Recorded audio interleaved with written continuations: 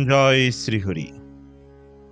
ভাগবত কথার অনুরাগী সকল শ্রোতাবৃন্দকে সশ্রদ্ধ প্রণতি নিবেদন করে এবং শ্রবণমাত্র পরমঙ্গল সাধনকারী গ্রন্থরাজ শ্রীমদ্ ভাগবতের বন্দনা করে শুরু করছি শ্রীমদ্ ভাগবতের সপ্তম স্কন্দের প্রথম অধ্যায়, ভগবান সকলের প্রতি সমদর্শী। তাই সবাইকে মনোযোগ সহকারে শ্রবণ করার অনুরোধ রইল। তার আগে অমৃত কাদম্বিনী চ্যানেলটি সাবস্ক্রাইব না করলে এখনই সাবস্ক্রাইব করুন আর নিত্য ভাগবত কথা শ্রবণ করুন। হরি ওম তৎসৎ। নারায়ণম নমস্কৃত্য নরম চৈব নরোত্তমম দেবীম সরস্বতীম ব্যাসম তত জয়মতদীরয়েৎ। তমাদিদেবম করুণানিধানম তমালবর্ণম শ্বেতাবতারম अपार संसार समुद्र सेतुम भजामहे भागवत स्वरूपम। ओम नमो भगवते वासुदेवाय। মহারাজ পরীক্ষিত জিজ্ঞাসা করলেন, হে ব্রাহ্মণ, ভগবান শ্রীবিষ্ণু সকলের প্রতি সমদর্শী, সুহৃদ এবং পরমপ্রিয় হওয়া সত্ত্বেও কেন দেবরাজ ইন্দ্রের জন্য অসমদর্শীর মতো ইন্দ্রশত্রু দৈত্যদের বধ করেছিলেন? সর্বভূতে সমদর্শী ব্যক্তি কিভাবে কারো প্রতি পক্ষপাত এবং অন্য কারো প্রতি বৈরীভাব প্রদর্শন করতে পারেন? ভগবান শ্রীবিষ্ণু সাক্ষাৎ পরমানন্দ আত্মস্বরূপ। অতএব দেবতাদের পক্ষপাতিত্ব করে তার কি লাভ? তার ফলে তার কোন স্বার্থ সিদ্ধ হবে? ভগবান যেহেতু নির্গুণ, তাই অসুরদের কাছ থেকে তার ভয়ের কি কারণ থাকতে পারে? অতএব অসুরদের প্রতি তিনি বিদ্বেষপরায়ণ হলেন কেন? হে মহাবাগ, ভগবান নারায়ণ পক্ষপাতপূর্ণ না নিরপেক্ষ, সেই সম্বন্ধে আমার অত্যন্ত সংশয় জন্মেছে। দয়া করে নারায়ণ যে সর্বদা নিরপেক্ষ এবং সকলের প্রতি সমদর্শী তা প্রমাণ করে আমার সেই সংশয় দূর করুন। মহর্ষি সুখদেব গোস্বামী বললেন, হে মহারাজ, আপনি অতি উত্তম প্রশ্ন করেছেন। ভগবানের কার্যকলাপের বর্ণনায় তার ভক্তের মহিমাও কীর্তিত হয় এবং তা ভক্তদের কাছে অত্যন্ত আনন্দদায়ক। এই অতি অদ্ভুত বিষয়টি সর্বদা সংসার দুঃখ দূর করে। তাই নারদ আদি মহর্ষিরা সর্বদা শ্রীমদ্ ভাগবত কীর্তন করেন, কারণ তার ফলে ভগবানের অতি অদ্ভুত চরিত্র শ্রবণ এবং কীর্তন করার সুযোগ লাভ হয়। মহর্ষি ব্যাসদেবকে প্রণাম করে আমি ভগবান শ্রীহরির কার্যকলাপ বর্ণনা করব। ভগবান শ্রীবিষ্ণু সর্বদাই জড়া প্রকৃতির গুণের অতীত এবং তাই তাকে বলা হয় নির্গুণ। যেহেতু তিনি অজ, তাই তার রাগ এবং দ্বেষের দ্বারা প্রভাবিত জড়শরীর নেই। যদিও ভগবান সর্বদাই জড়াতীত, তবুও তার স্বরূপ শক্তির প্রভাবে তিনি একজন সাধারণ মানুষের মতো আবির্ভূত হয়ে আপাত দৃষ্টিতে একজন বদ্ধ জীবের মতো কর্তব্য এবং দায়িত্ব স্বীকার করেছেন। হে মহারাজ পরীক্ষিত, সত্য, রজ এবং তম এই তিনটি গুণ জড়া প্রকৃতিজাত এবং সেগুলি ভগবানকে স্পর্শ পর্যন্ত করতে পারে না। এই তিনটি গুণ একই সময়ে হ্রাস অথবা বৃদ্ধিপ্রাপ্ত হয়ে কার্য করতে পারে না। যখন সত্যগুণ বৃদ্ধি পায়, তখন ঋষি এবং দেবতারা সেই গুণের প্রভাবে প্রাধান্য লাভ করে এবং তারা ভগবানের দ্বারা অনুপ্রাণিত হয়। তেমনি যখন রজগুণের প্রভাব বৃদ্ধি পায়, তখন অসুরেরা উন্নতি সাধন করে এবং যখন তমগুণের প্রভাব বৃদ্ধি পায়, তখন যক্ষ এবং রাক্ষসীরা উন্নতি সাধন করে। ভগবান সকলেরই হৃদয়ে বিরাজ করে সত্য, রজ এবং তমগুণের প্রতিক্রিয়াকে ফলপ্রসূ করেন। সর্বব্যাপ্ত ভগবান প্রতিটি জীবের হৃদয়ে বিরাজ করেন এবং চিন্তাশীল ব্যক্তিগণ উপলব্ধি করতে পারেন কিভাবে তিনি নুন্নাধিক রূপে প্রকাশিত হন। ঠিক যেমন কাঠের মধ্যে অগ্নি, পাত্রের মধ্যে জল বা ঘটের মধ্যে আকাশ অনুভব করা যায়, তেমনি জীবের ভক্তিযুক্ত কার্যকলাপের মাত্রা অনুসারে বোঝা যায় কে অসুর এবং কে দেবতা। মানুষের কার্যকলাপ দর্শন করে চিন্তাশীল ব্যক্তি বুঝতে পারে কে কতটা ভগবানের কৃপালাভ করতে পেরেছেন। ভগবান যখন জীবের চরিত্র এবং কর্ম অনুসারে বিশেষ প্রকার শরীর প্রদান করার জন্য বিভিন্ন প্রকার শরীর সৃষ্টি করেন, তখন তিনি সত্য, রজ এবং তম প্রকৃতির এই তিনটি গুণকে পুনরুজ্জীবিত করেন। তারপর পরমাত্মা রূপে তিনি প্রতিটি শরীরে প্রবেশ করেন এবং রজগুণের দ্বারা সৃষ্টি, সত্যগুণের দ্বারা পালন এবং তমগুণের দ্বারা সংহার করেন।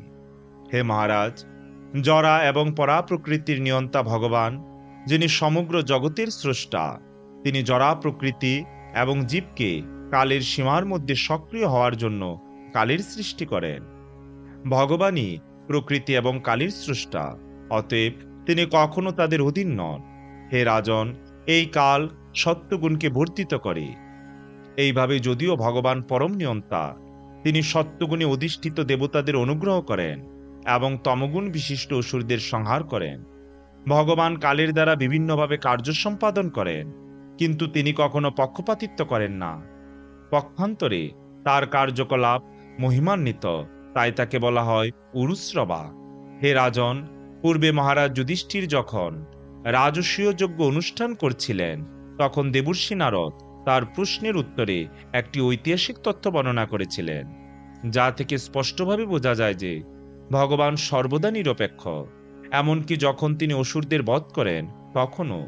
হে রাজন, পাণ্ডুপুত্র মহারাজ যুধিষ্ঠির রাজসূয় যজ্ঞে শিশুপালকে ভগবান শ্রীকৃষ্ণের দেহে লীন হয়ে যেতে দেখেছিলেন। তাই অত্যন্ত বিস্মিত হয়ে তিনি অন্যান্য ঋষিদের সম্মুখে যজ্ঞসভায় উপবিষ্ট দেবর্ষি নারদকে সেই বিষয়ে জিজ্ঞাসা করেছিলেন। মহারাজ যুধিষ্ঠির জিজ্ঞাসা করেছিলেন, ভগবানের প্রতি অত্যন্ত বিদ্বেষী হওয়া সত্ত্বেও অসুর শিশুপাল যে ভগবানের দেহে লীন হয়েছিল, তা অত্যন্ত আশ্চর্যজনক। মহান পরমার্থবাদীদের পক্ষেও এই সাযুজ্য মুক্তি দুর্লভ। তাহলে ভগবত বিদ্বেষী শিশুপাল তা লাভ করল কি করে? হে মহামুনি, ভগবানের এই কৃপার কারণ জানতে আমরা সকলে অত্যন্ত উৎসুক। আমি শুনেছি যে পূর্বে বেন নামক এক রাজা ভগবানের নিন্দা করেছিল এবং তার ফলে সমস্ত ব্রাহ্মণেরা তাকে নরকে নিক্ষেপ করেছিলেন। শিশুপালেরও নরকে পতন হওয়ার কথা ছিল, তাহলে সে ভগবানের দেহে লীন হলো কি করে?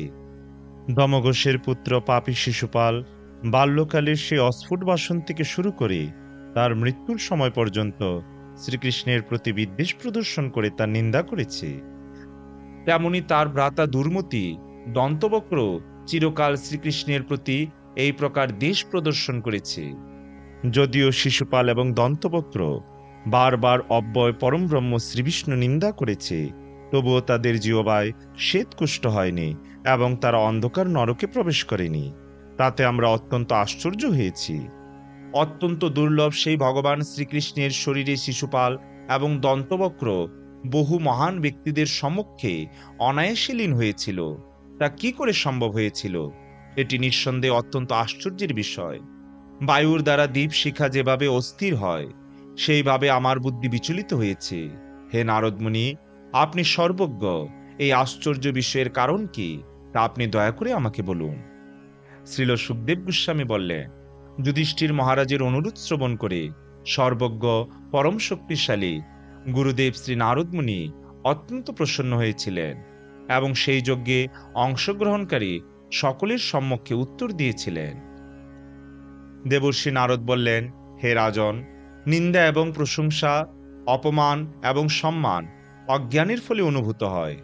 বহিরঙ্গা প্রকৃতির মাধ্যমে এই জড়জগতে দুঃখ কষ্ট ভোগ করার জন্য ভগবান বদ্ধজীবের শরীর সৃষ্টি করেছেন। হে রাজন, বদ্ধজীব দেহাভিমানের ফলে তার শরীরকে তার আত্মা বলে মনে করে এবং তার দেহের সঙ্গে সম্পর্কিত সমস্ত বস্তুকে তার নিজের বলে মনে করে। তার এই ভ্রান্ত ধারণার ফলে সে প্রশংসা এবং নিন্দা আদি দ্বৈতভাবের দ্বারা প্রভাবিত হয়। দেহাত্মবুদ্ধির ফলে দেহের নাশ হলে বদ্ধজীব মনে করে তারও নাশ হয়। ভগবান শ্রীবিষ্ণু পরম নিয়ন্তা এবং সমস্ত জীবের পরমাত্মা। যেহেতু তার জড়শরীর নেই, তাই তার আমি এবং আমার এই প্রকার ভ্রান্ত ধারণাও নেই। অতএব তিনি নিন্দা অথবা প্রশংসায় বিষণ্ণ বা হর্ষিত হবেন বলে মনে করা ভুল। তার পক্ষে এই দ্বৈতভাবের দ্বারা প্রভাবিত হওয়া অসম্ভব। তাই কেউ তার শত্রু নন অথবা বন্ধুও নন। তিনি যখন অসুরদের দণ্ড দেন, তা তাদের মঙ্গলের জন্য, এবং যখন তিনি তার ভক্তদের স্তুতি অঙ্গীকার করেন, তাও তাদের মঙ্গলের জন্য। তিনি স্বয়ং নিন্দা বা প্রশংসার দ্বারা প্রভাবিত হন না। অতএব বৈরী ভাব অথবা ভক্তিযোগ, ভয়, স্নেহ অথবা কাম, এর যে কোনো একটি উপায়ের দ্বারা কোনো না কোনোভাবে বদ্ধজীব যদি তার মনকে ভগবানে একাগ্র করে, তাহলে তার ফল একই হবে। কারণ ভগবান আনন্দময় হওয়ার ফলে শত্রুতা বা মিত্রতার দ্বারা তিনি কখনো প্রভাবিত হন না। ভগবানের প্রতি বৈরীভাবাপন্ন হয়ে যেভাবে তার চিন্তায় তন্ময় হওয়া যায়, ভক্তিযুগের দ্বারা তা লাভ করা যায় না। সেটি আমার নিশ্চিত বিচার। ভ্রমর কর্তৃক দেওয়ালের গর্তে অবরুদ্ধ হয়ে কীট যেমন ভয় ও দেশবশত কেবল ভ্রমরের স্মরণ করতে করতে ভ্রমর হয়ে যায়, তেমনি বদ্ধজীব যদি কোনো না কোনো মতে কেবল সচ্চিদানন্দ বিগ্রহ শ্রীকৃষ্ণের কথা চিন্তা করেন, তাহলে তারাও তাদের সমস্ত পাপ থেকে মুক্ত হবেন। আরাধ্য ভগবান রূপেই হোক অথবা শত্রুভাবেই হোক, নিরন্তর তার চিন্তা করার ফলে তারা তাদের চিন্ময় দেহ প্রাপ্ত হবেন। বহু ব্যক্তি পাপ কর্ম পরিত্যাগ করে গভীর মনোনিবেশ সহকারে কেবল শ্রীকৃষ্ণের চিন্তা করার ফলে মুক্তি লাভ করেছেন। এই মনোনিবেশ কাম থেকে, দেশ থেকে, ভয় থেকে, স্নেহ থেকে, ভক্তি থেকে হয়ে থাকতে পারে। কেবল শ্রীকৃষ্ণে মনোনিবেশ করার ফলে যে কিভাবে শ্রীকৃষ্ণের কৃপা লাভ করা যায় তা এখন আমি বর্ণনা করব। হে মহারাজ যুধিষ্ঠির, গোপীগণ কামবশত, কংস ভয়বশত, শিশুপাল প্রভৃতি রাজাগণ শত্রুতাবশত, যদুগণ সম্বন্ধবশত, তোমরা পাণ্ডবগণ স্নেহবশত এবং আমরা ভক্তিবশত শ্রীকৃষ্ণের কৃপাপ্রাপ্ত হয়েছি। কোনো না কোনো উপায়ে শ্রীকৃষ্ণের স্বরূপ গভীর নিষ্ঠা সহকারে চিন্তা করতে হবে। তারপর পূর্বোল্লিখিত 5টি পন্থার যে কোনো একটির দ্বারা ভগবদ্ধামে ফিরে যাওয়া সম্ভব। রাজা বেনের মতো নাস্তিকেরা কিন্তু এই 5টি চিন্তার মধ্যে কোনো একটির দ্বারাও শ্রীকৃষ্ণের চিন্তা করতে পারেনি, তাই তাদের মুক্তিলাভ হয়নি। অতএব যে কোনো উপায়ে হোক, বন্ধুভাবেই হোক অথবা শত্রুভাবেই হোক, শ্রীকৃষ্ণে মনোনিবেশ করা কর্তব্য। হে পাণ্ডব শ্রেষ্ঠ, তোমার মাতৃশ্বসার 2 পুত্র শিশুপাল এবং দন্তবক্র পূর্বে ভগবান শ্রীবিষ্ণুর 2 জন প্রধান পার্শ্বদ ছিলেন। ব্রাহ্মণের অভিশাপের ফলে তারা বৈকুণ্ঠ থেকে এই জড়জগতে পতিত হয়েছেন। মহারাজ যুধিষ্ঠির জিজ্ঞাসা করলেন, কি প্রকার সেই মহা অভিশাপ যা নিত্য মুক্ত বিষ্ণুদূতদেরও অভিভূত করতে সমর্থ হয়েছিল, এবং কে সেই শাপ দিয়েছিল? ভগবানের ঐকান্তিক ভক্তের এই জড়জগতে পুনরায় অধপতন তো অসম্ভব, তাই সেই কথা আমি বিশ্বাস করতে পারি না। বৈকুণ্ঠবাসীদের দেহ সম্পূর্ণরূপে চিন্ময়, তাদের প্রাকৃত দেহ ইন্দ্রিয় এবং প্রাণীর সঙ্গে কোনো সম্পর্ক নেই। সুতরাং তারা কিভাবে অভিশপ্ত হয়ে সাধারণ মানুষের মতো প্রাকৃত দেহের বন্ধনে আবদ্ধ হয়েছিলেন, সেই কথা আপনি দয়া করে বলুন। দেবর্ষি নারদ বললেন, এক সময় ব্রহ্মার 4 পুত্র সনক, সনন্দন, সনাতন এবং সনত কুমার ত্রিভুবন পরিভ্রমণ করতে করতে ঘটনাক্রমে বিষ্ণুলোকে উপস্থিত হয়েছিলেন। যদিও সেই 4 জন মহর্ষি মরীচি আদি ব্রহ্মার অন্যান্য পুত্রদের থেকেও জ্যেষ্ঠ ছিলেন, তবুও তারা ছিলেন উলঙ্গ ও দেখতে যেন 5 বা 6 বছর বয়সের বালকের মতো। জয় এবং বিজয় নামক বৈকুণ্ঠের 2 দ্বারপাল যখন দেখলেন যে তারা বৈকুণ্ঠ লোকে প্রবেশ করার চেষ্টা করছে, তখন তাদের সাধারণ বালক বলে মনে করে তারা তাদের প্রবেশ করতে নিষেধ করলেন। এইভাবে জয় এবং বিজয় নামক দ্বারপালদের দ্বারা প্রতিহত হয়ে সনন্দন আদি মহর্ষিগণ অত্যন্ত ক্রোধের সঙ্গে তাদের অভিশাপ দিলেন, হে মূর্খ দ্বারপালদ্বয়, তোমরা রজ এবং তমগুণের দ্বারা প্রভাবিত, তাই তোমরা নির্গুণ ভগবানের শ্রীপাদপদ্মের আশ্রয়ে থাকার অযোগ্য। তোমরা এক্ষুনি জড়জগতের পাপিষ্টা আসুরিজনিত জন্মগ্রহণ করো।